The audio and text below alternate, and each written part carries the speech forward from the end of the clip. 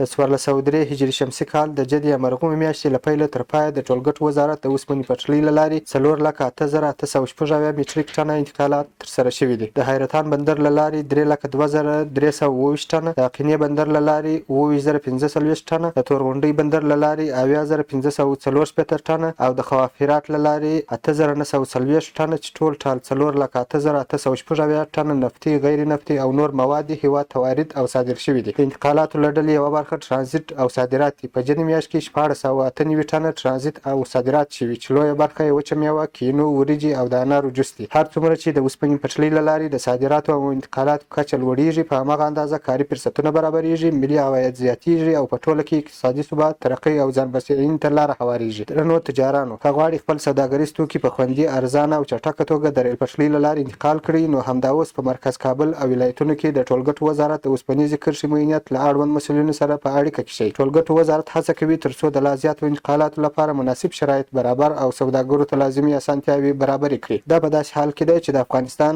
د اوسپنې پټلۍ له لارې په تیرو 9 میاشتو کې شاوخوا 3.2 میلیون مټریک ټنه انتقالات ترسره شوي دي.